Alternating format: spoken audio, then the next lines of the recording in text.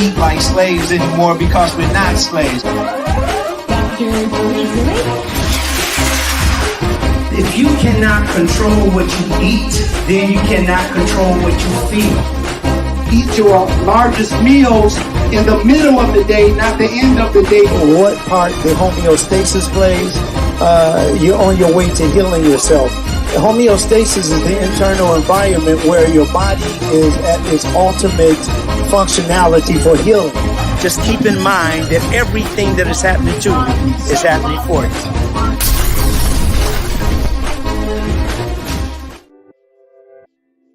Hello. Happy Saturday. I am Carolyn Gentle, and you're in the Mind of Nature, hosted by Dr. Zarif, the nutritionist. And today's topic is what you can eat right now to increase your health. Thank you all so much for joining us today. You are in the Mind of Nature, as I mentioned earlier. And today we are really going to be getting into what you can eat. As you can see, everyone, please share the live. We are streaming. This is a pre-recorded streaming, but we are streaming on YouTube and on Facebook. So Dr. Zarif, go ahead and join me here on stage so we can get it started. Please, everyone, go ahead and share the live, share it so we can have others be a part of the conversation. Dr. Zarif, hello. How are you? Happy Saturday. I'm fantastic, Kara. Thank you so much for such a great introduction. Everyone, good morning, good afternoon, good evening to you. And for those of you here for the first time, we want to definitely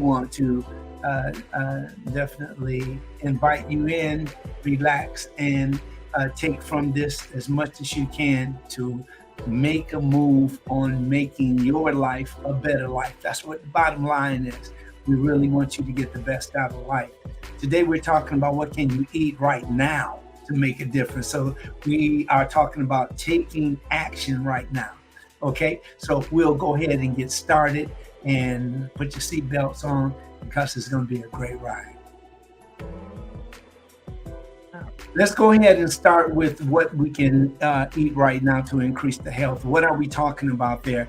We want you to be able to select from the information that you have right now, because the truth is our dominant culture does not speak about you can be healthy eating this and healthy. This can really reduce some of the fatalities, illness, the disease. Why aren't we focusing on those things? And after these many years, we continue to face some of the things that we know that we can actually change. You have many people that are in the health field that know about these things, what can help you get healthier. But we have a habit of doing things after the fact. So when we have a habit of doing things after the fact, that means that we're already sick before we even get to the hospital. And that's one of the things that we want to do. We want to make sure that we want to do the things that will prevent us from having these illnesses. Now, prevention is huge because even when you look at your insurance, you will find out that the things that are cheaper or no cost at all when there's prevention. But when there's things that people are getting or experiencing, like type 2 diabetes, heart disease, atherosclerosis, cancer, when you start talking about those heavy hitters, then that's when the huge amount of money comes in, and your insurance may pay a part of it, but not all of it. And there's some kind of arrangement. When it comes to your health, when it comes to what you're eating, when it comes to what you put in your body, keep in mind that it is a business. Food is a business. The beverages is a business. Anything that the ultra processed foods, all of that is a business. So it's based off of how much they can do to a food to get you to keep buying it over and over and over. So we want to first educate ourselves so that we'll know what's out there. I'm going to give you just a brief outlay of those kind of things that we can do. Now, first, I want to bring you up on game. And the very first thing is the anthocyanins. Now, anthocyanins are a group of deep red, purple, blue pigments that's found in plants. And we'll go over some of those plants. They're part of a larger category, plant-based chemicals. And these plant-based chemicals are called flavonoids. And flavonoids, again, are abundant in all parts of plants. Flavonoids are abundant in the seeds, the fruit, shoots, flowers, and leaves. Now, they help plants to reproduce by attracting pollinators and protect plants from environmental stressors like ultraviolet light. And that's what we get from the sun. Also, these particular they help the plants to reproduce by attracting and protecting the plants from light, drought, and cold. So yeah, light, isn't that sensitive? So let's move ahead where we're talking about the anthocyanins.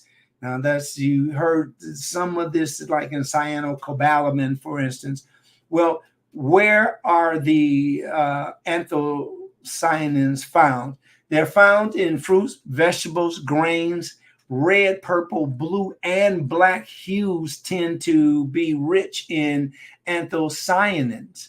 And again, we just went over that. I want you to remember this, write it down or record it where you can keep playing that back to you, because we've gone too long without knowing more than we know about this. So we really want you to understand nutrition on a higher level. That's changed whatever you think you know. Let that go and get some fresh knowledge. Reset yourself, refresh yourself with this knowledge.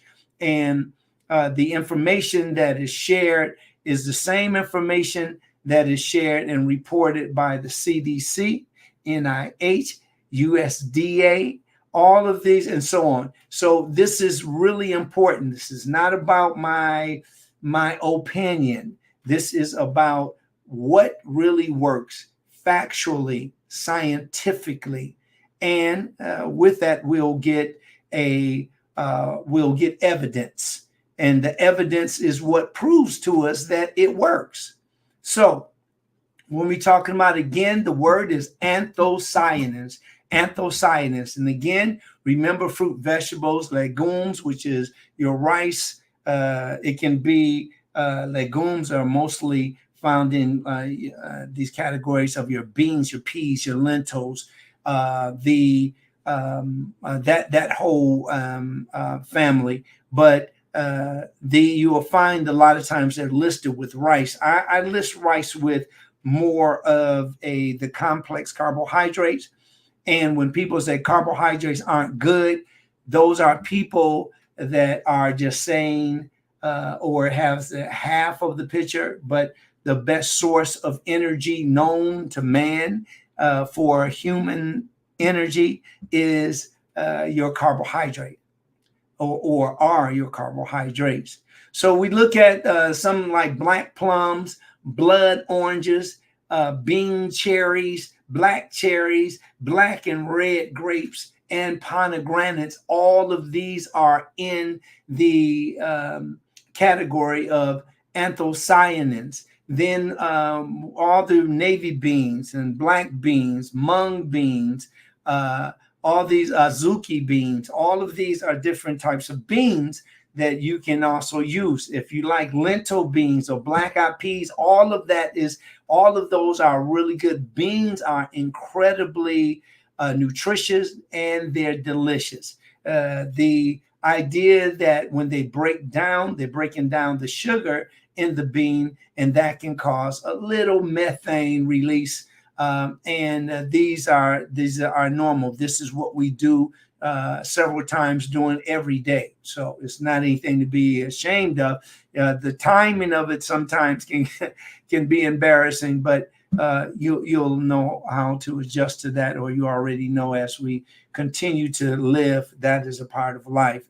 Now, beverages like grape juice and wine are also known to have the anthocyanins in them, and that is the frozen and the fresh forms of foods mentioned retain the highest levels of colorful flavonoids. And this was a doctor that actually shared that, Dr. Prescott, which also said that you'll also find many types of the anthocyanin. This is the anthocyanin containing supplements. Now, extracts such as the elderberry and aronia, tart cherry. Now, what you also hear something else right here, right? For those of you that have had a gout and swelling in your big toe and all the aching in your foot, it's incredibly painful, and some people can't even walk with it. But just to name a few, the elderberry, aronia, and tart cherry, along with blueberry, all of these are anthocyanin full beverages. So this is another way for you to get those nutrients into your body. Now, what are the benefits of the anthocyanins? The benefits are an important part of a healthy. They're a part of a healthy diet. So when you're eating your vegetables, when you see those different colors, the purples and the black, the blue, the red, when you see all those colors, they mean something. They're not just, this is just the way that they came. They all have meaning with their natural production.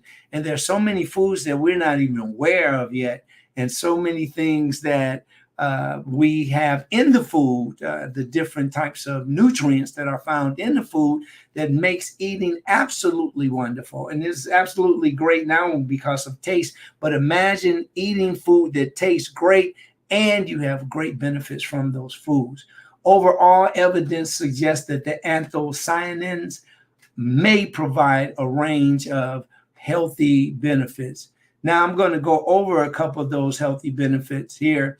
One is that the anthocyanidins, they help you to lower your blood pressure. The anthocyanins anthocyanidins are another factor. So we'll just let you know for right now, they sound very close, and you will hear some portion or some expression of that word, but the root word, what we're looking for is anthocyanins. Okay. So anyway, let's get back to this. Anthocyanins may help reduce blood pressure, according to a review. Not only review it, there are actually there's about 66 studies that really vouch for lowering the blood pressure. Now, the study participants with hypertension took a variety of extracts and preparations for anthocyanin containing plants. The study found that there was a consistent lowering effect of blood pressure. In other studies, however, researchers identified many factors led to mixed results, such as dosage and type of anthocyanin. And that means that they took in consideration the dosage of the food or juice or the freeze-dried powder or extract. Another consideration was the number of doses. Was it a single dose or was it a long-term dose? Now, Small amounts of food when you're just learning about it, the best thing that I suggest is that you take a small amount and you eat something in a small amount, especially if you are a person that suffers from any type of allergy, because your body can be prone to react in a very deleterious way. Now, next is the patient characteristics. Now, the patient characteristics is a person's baseline blood pressure and other health conditions. So these are also called comorbidities. So if you already have diabetes, or if you have cancer, or if you have any other type of infection or diseases, there may be a different reaction that you'll get from anthocyanins. And the anthocyanins are really, again, they're very effective when we eat these in combination with the foods that we'll be talking about and that we've already talked about. The study that I was talking about highlights the need for more research to establish the dosing regimen and determine who just might benefit from anthocyanins. Next, let's go ahead and look at some of the other things. The reduction of heart disease, the risk for heart disease. This is very important. We start that off by atherosclerosis. That's the hardening of the plaque builds up in the inside of the arteries, and this buildup can cause high blood pressure. It can cause heart attack, stroke, peripheral artery disease, or it can cause kidney failure. Now, these are some serious offenses to the human body. So it's very important to make sure that you get a steady checkup, an exam, because all you can do is whine. All you can do is just go to somebody that wants to hear that stuff after you get sick. Now, that means even the people that love you. Remember, nobody wants to truly be interrupted with your sickness or anybody's sickness. So take care of yourself. And it's only fair that you take care of your body, because your body is also connected with so many other people that love you and that you love. The formation of plaque is a multi-stage process that depends on many factors. Now, the anthocyanidins or the anthocyanins can intervene at different stages in the process by reducing your cholesterol, which is a main part of the plaque. That LDL, so-called low density lipoprotein, can be a big problem. So we want to increase, and that's why it's good to take these essential fatty acids, because the essential fatty acids like your coconut oil and your almond oil and your avocado oil, all of these can be or are the oils that can actually reduce the LDLs and increase the HDL. HDL, again, is the high density lipoprotein.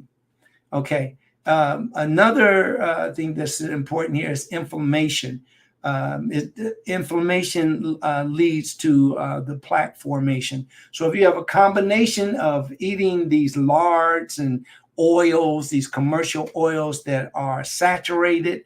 Now, remember, coconut oil is saturated, but it's one ingredient in that coconut oil that makes a difference between its saturation and other saturated fats. Is that coconut oil is so good because, first of all, you don't, as far as room temperature, it may turn a little solidifying, but when you compare that with the other oils that have added hydrogen to make these saturated fats, there's no comparison. The other thing that's important about it is that the coconut oil also has, it's called lauric acid. Now, lauric acid is actually a good acid along with the other essential fatty acids for the human body. So it's very important to keep that in mind, that when people say things like, no, I heard that coconut oil is no good. First of all, that's old knowledge. A lot of things have changed, and that's why we're updating you now. Let's move on to the next one. Now, the next thing that I want to talk about here is your neurological diseases. Now, neurological diseases are those diseases that, of course, are talking about, like, from your brain, for instance. Neurological diseases could talk about different nervous systems, central nervous system. It can talk about your sympathetic nervous system, your autonomic nervous system, your parasympathetic nervous system. There's different nervous systems to run that beautiful body of yours, so don't take that for granted.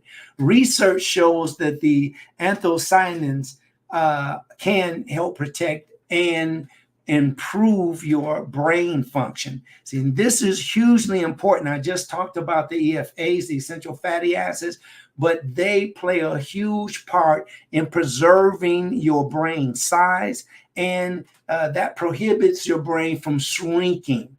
And when your brain starts shrinking and getting old, then that's when we find out there are many problems that come along with that, different types of dementia like Alzheimer's.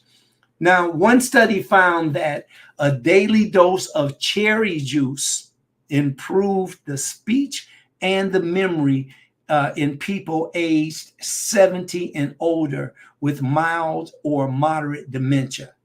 So if you have a person in your family, or is it loved ones, or someone that you want to help, and here are some real simple things. There's hardly no, if like it got to be like maybe one person on earth or something, but very rare that you get side effects for this. But just drinking your cherry juice, just, like cherry juice for 4 ounces, and cherry juice, really good cherry juice, and you want that organic stuff, and you want to look at the bottom of the bottle should have some kind of fiber there. In other words, you will see a substance that's lighter than the substance that's on top when it separates, but you want to shake it up. First, you want to, I would refrigerate it because it tastes better like that, but then you shake it up and then mix it up and drink that fibrous substance, and this helps you in more. That's a form of the soluble fiber that's really, really important. But the vitamin C, the ascorbic acid, which is one of our best antioxidants, that's what you want to get in your body. That's what you want to let get to work. Now, another study reported that the cyanidins increase the blood flow and activated the brain areas that control the memory, language, and the attention span. So this attention span a lot of times can be a disorder where a person just can't be still and can't keep their eyes on what they should be focusing on. Researchers believe that the anthocyanins, antioxidant and anti-inflammatory properties are responsible for these improvements. So again, you have more and more scientists, more and more doctors that are saying, wow, it's right there in front of my face. But there is definitely a lot of discrepancy when it comes to natural or eating something from our fruit and our plant-based sources versus pill for every ill.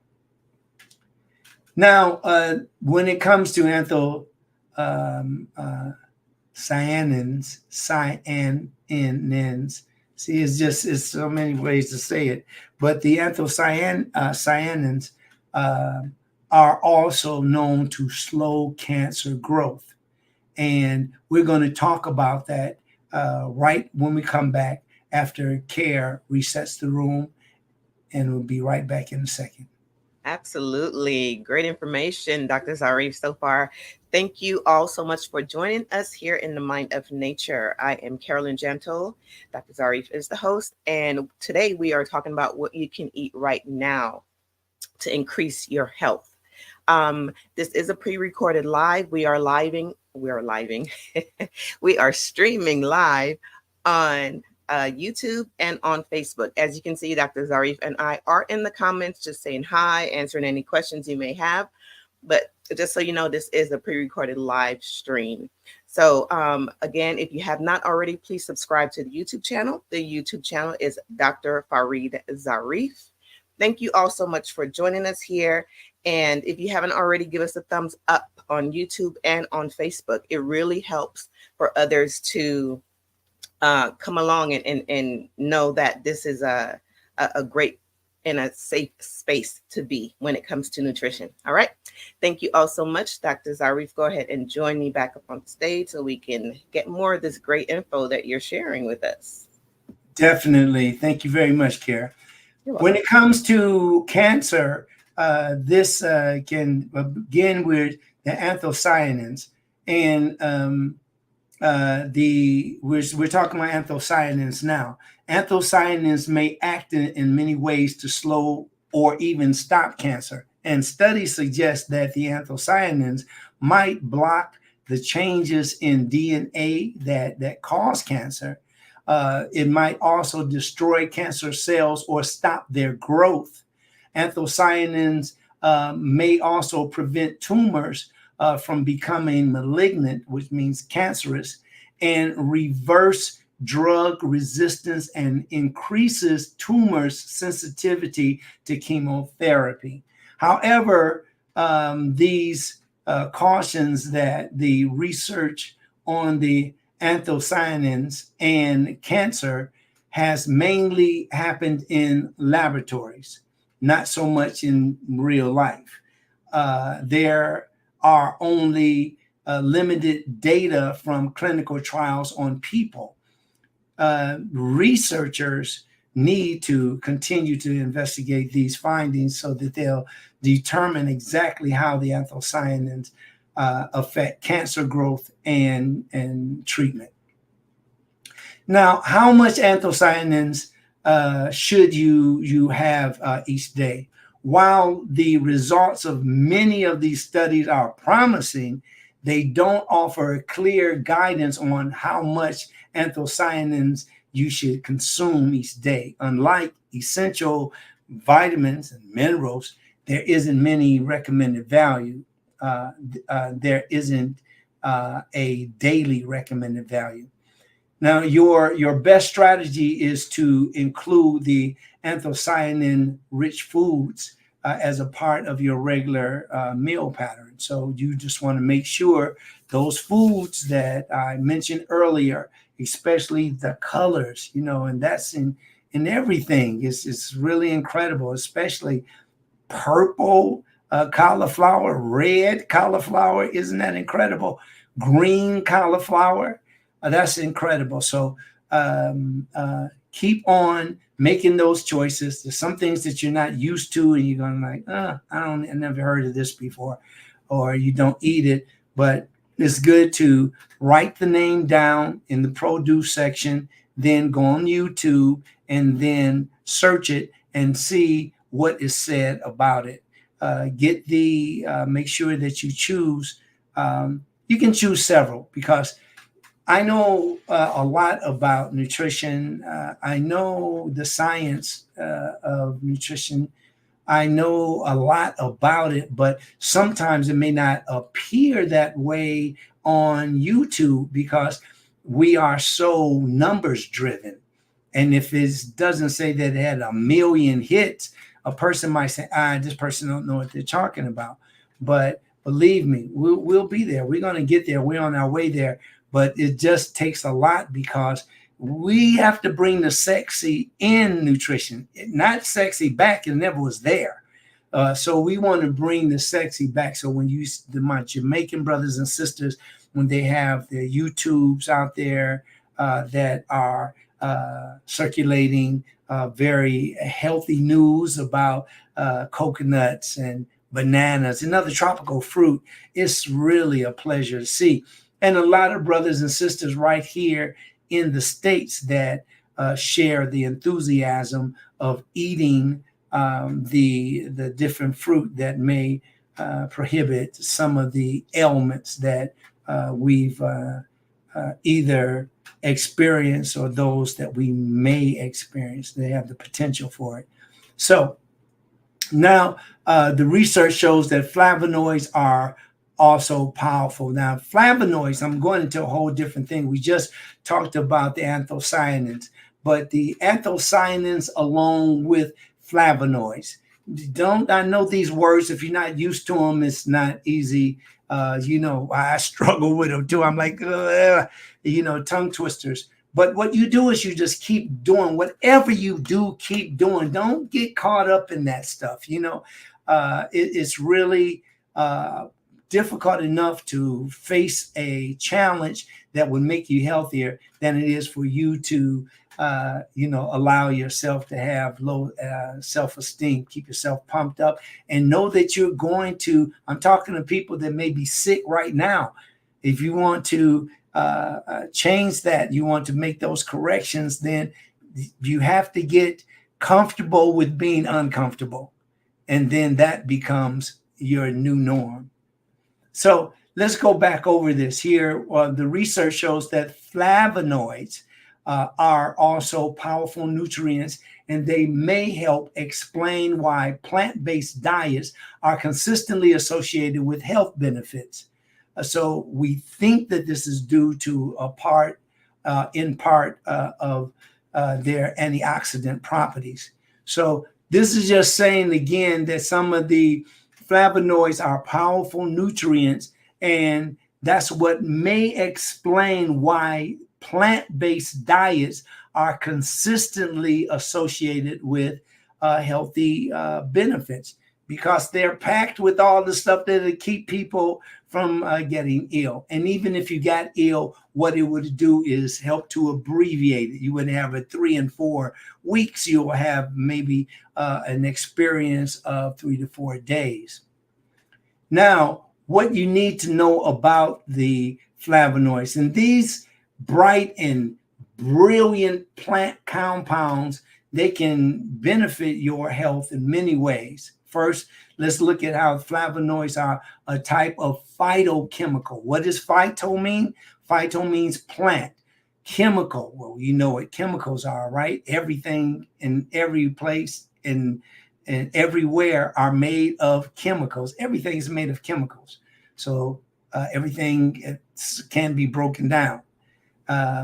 So flavonoids are a type of phytochemical or plant chemical that widely distribute in the plant kingdom. I want to just be sure that I drop these things on you in perfect timing. I want to talk again very briefly about, remember, there are many people that say that they aren't eating a certain vegetable or they aren't eating a certain fruit because of its chemicals. And they feel that chemicals in their mind is that anything that's like made in a lab or something that is synthesized that isn't natural, those things are called chemicals. But the truth is everything is made up of chemicals. Now, these different chemicals, they can create brilliant colors of many of the fruit and the vegetables and edible flowers. There are many edible flowers like dandelion. There's different types of daisies, and there's different type of other like lilacs, for instance. All of these are edible. They're edible plants for humans because there are animals, of course, that partake in eating that also, eating the flowers. But keep in mind that the vibrant colors of many of the fruit, the vegetables, and the flowers have been found to have a variety of health benefits. Okay, so you might go to a restaurant one day and you get a nice salad and it has a few petals of a certain kind of flower in it. Flavonoids aren't really digested or absorbed the same as nutrients like proteins or carbohydrates. Instead, our gut bacteria breaks down flavonoids and use them to benefit different parts of our bodies. Did you get that? So the gut bacteria break down flavonoids, the gut bacteria. That's why when you hear things like your microbiome, like gut health, this is where all of that comes in. It's important. So your gut bacteria, and that we have the so-called good and bad bacteria, breaks down the flavonoids to use them to benefit the different parts of our bodies, such as providing antioxidants and anti-inflammatory properties. The flavonoids are further grouped into different subclasses based on their own chemical structure and how they're broken down. Now, this is why the type of flavonoid you're getting will depend on the foods that you're eating. I'll say that again. Flavonoids are further grouped into different subclasses based on their own chemical structure. So this says what? That these flavonoids are in a category, but each one has a unique structure. And this is how the chemicals that we eat, that we get from food, and the different digestive enzymes, that they play that game of digestion, and they help us to break down and to distribute the very healthy nutrients. Now, the color of the food will actually give you a hint of the subgroup of that flavonoid. So the colors, like when you have resveratrol, or you have the different types of foods that will help you break down. Quercetin is another one.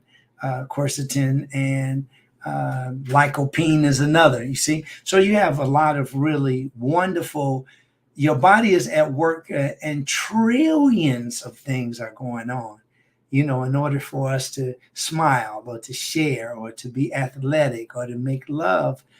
All of these are going to work to keep the body in balance and to give you the result that you're looking for.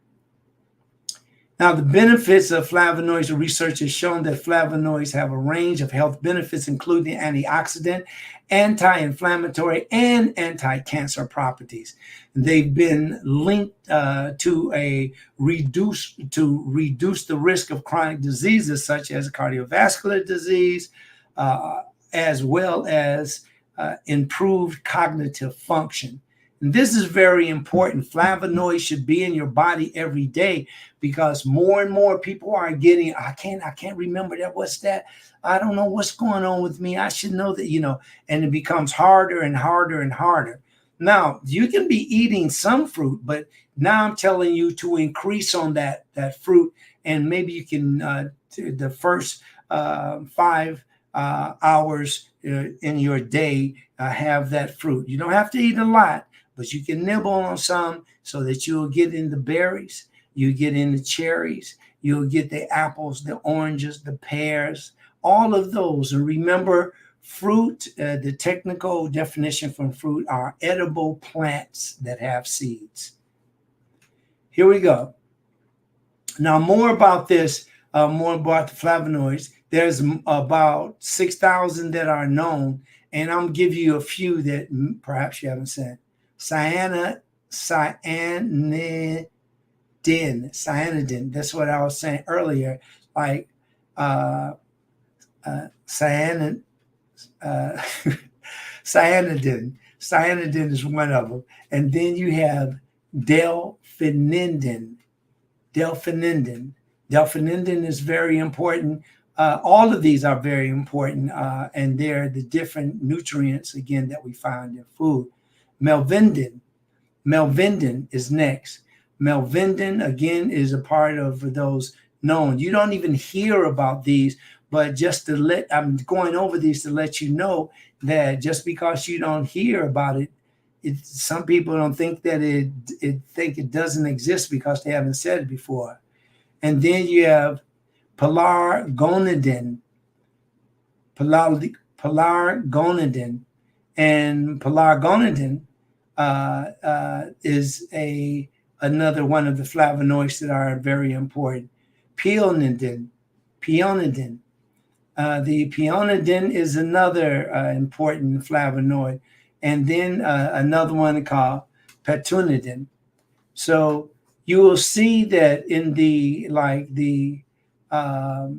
delphinidin, pelargonidin, peonidin, and petunidin. All of these, and then cyanidin. You'll start after you say the melvidin. You'll start saying it over and over until you get used to it. But these are the other flavonoids at work in our body.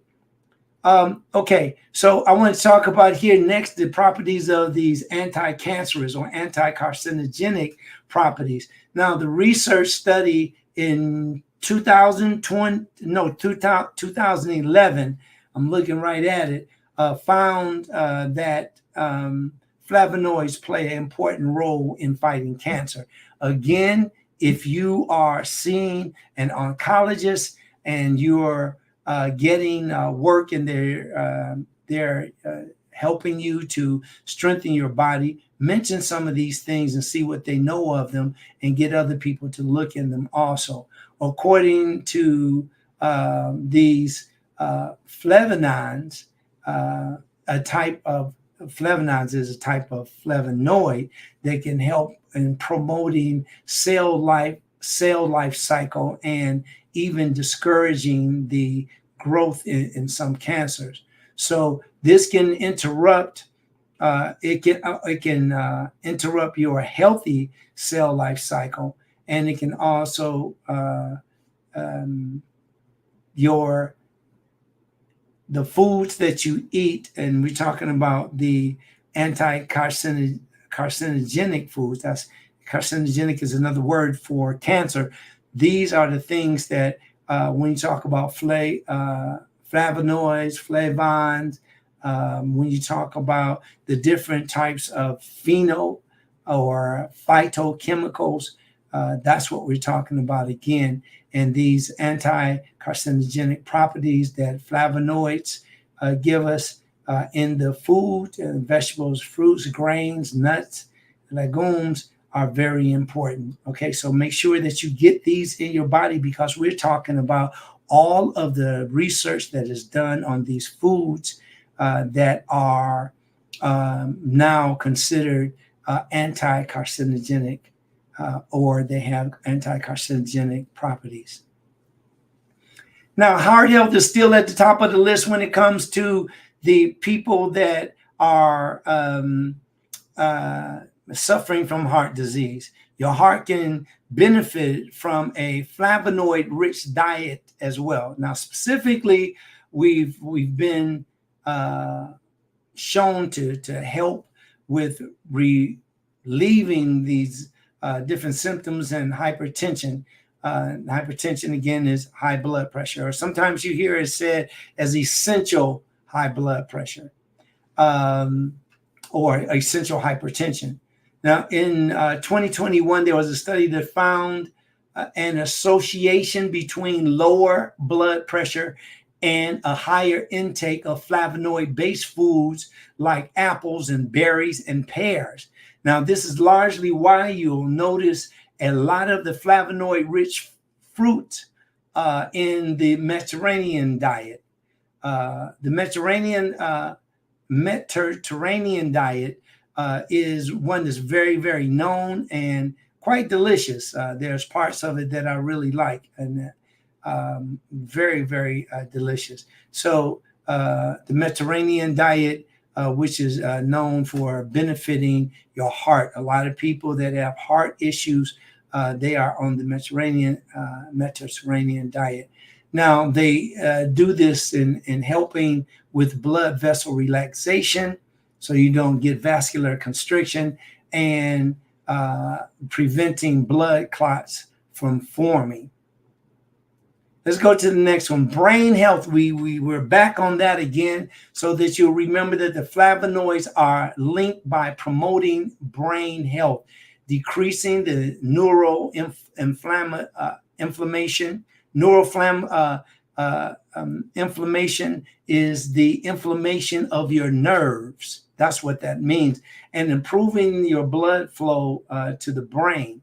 Now, in 2022 review found that having a flavonoid-rich diet was associated with higher cognitive and memory function, especially in aging adults, which is any adult is aging.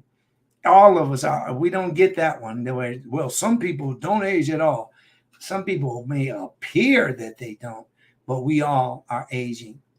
Now, how much flavonoids, how much do you need? There isn't any established recommendation or daily recommendation intake or daily value for flavonoids, but research suggests that a higher intake of flavonoids may have health benefits, and consuming a diet rich in flavonoids containing foods is generally recommended for overall health and well-being. Now, the amount of flavonoids needed in your diet will vary depending on individual factors such as your age, your sex, and overall health status. In other words, if you're sick and you read, or somebody has told you, or your doctor has told you that this particular medication or this particular food is going to help you, and you're already sick, don't expect for you to have these when you are listening to the different benefits of these different healthy chemicals. It is really from the ideal patient or the ideal person, not a person that is very sickly. How to get flavonoids from foods? The best way to get flavonoids into your system is directly from fruit, food, and drinks. Foods that are rich in flavonoids.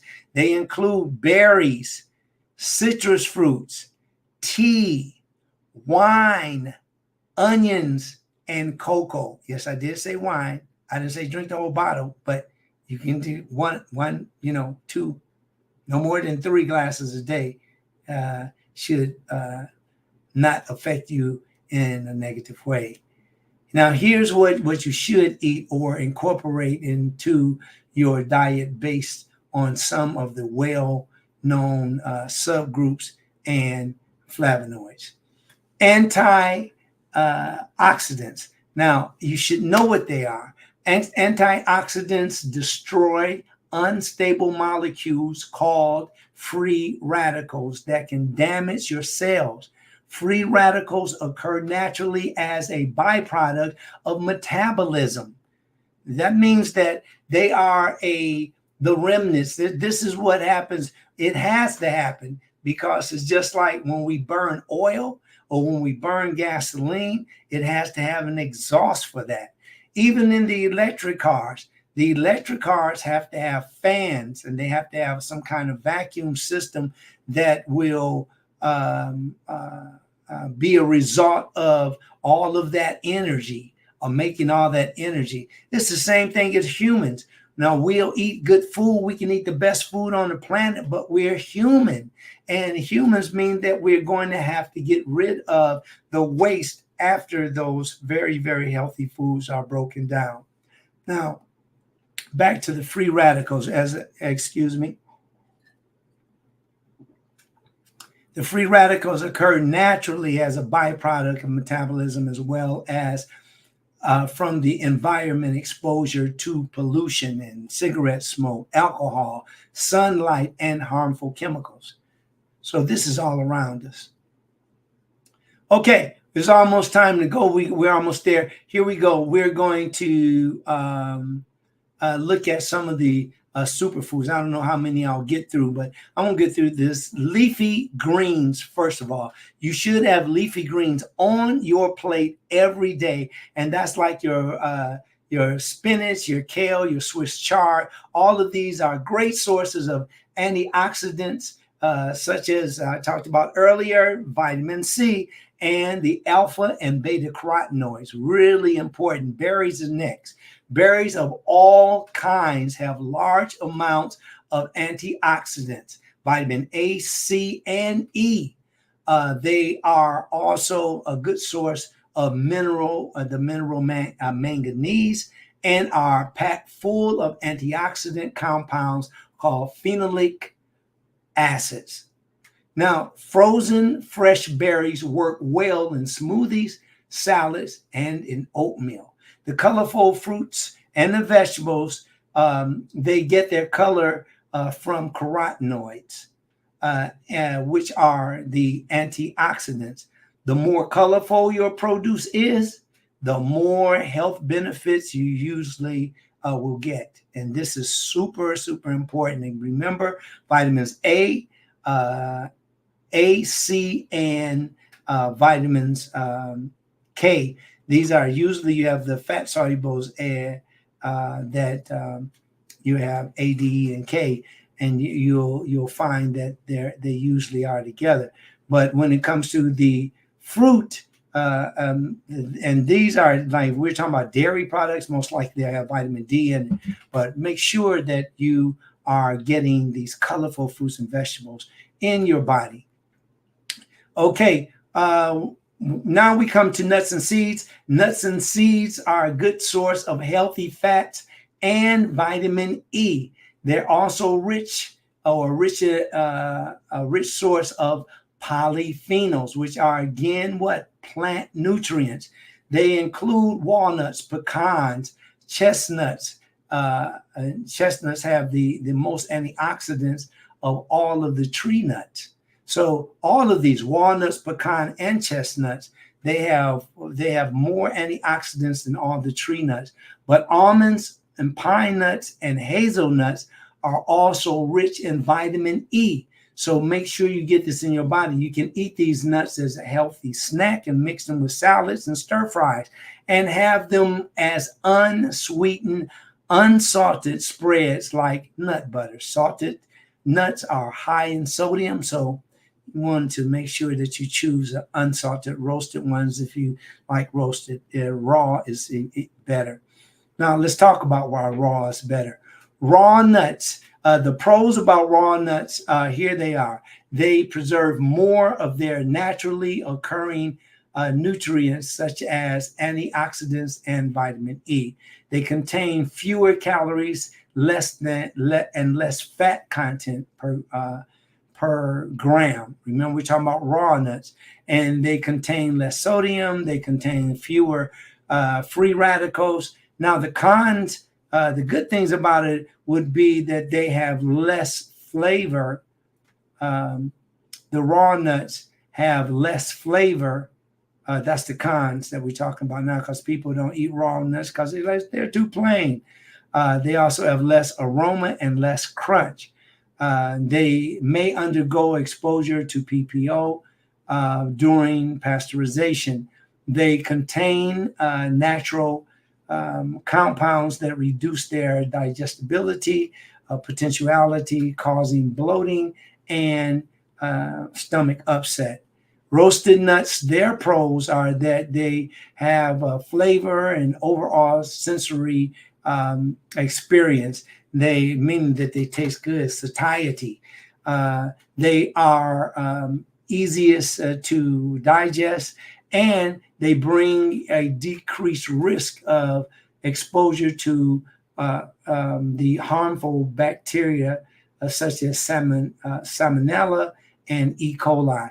Now, some of the cons about roasted nuts is that they bring an increased risk of oxidation and free radical exposure during storage. Whoa! So you know that you don't want to eat these, keep these around a long time, because these, when you roast nuts, that can also increase through the oxidation, and the free radical exposure can increase your aging process. Okay, I'll say one more. They can contain trace amounts of trans fats trans fats accumulation, and they have a high sodium content. That's your roast nuts. I'll stop right there. We write at 1 hour. This is an hour of power. I'm Dr. Fareed Zarif, bringing it to you. We're going to bring care. We're going to bring you back up. That was incredible. Yes, that was great information. Great information as always. Like you said, food is a business, and that's definitely information that we need so we can go ahead and make the right choices when it comes to getting our foods. Choosing the foods that we're supposed to be eating. So thank you all so much for joining us here today. In the Mind of Nature, our mission is to bring awareness, listen to your feedback, and now it is time for you to take action on the information that you heard here today. We are here every Saturday, 8 a.m. PST. As Dr. Zarif mentions, he's here to elevate, update, and educate us. And definitely that is what you've done today for us, Dr. Zarif, and it is so appreciated. Well, thank you very much, Kara. Really appreciate you. We're going to get going and have a beautiful holiday weekend. This is 4th of July, 2024. These days go by really fast. Have a great time. Be careful out there. And we'll see you next week right here on the Dr. Fareed Zarif channel on YouTube. See you then.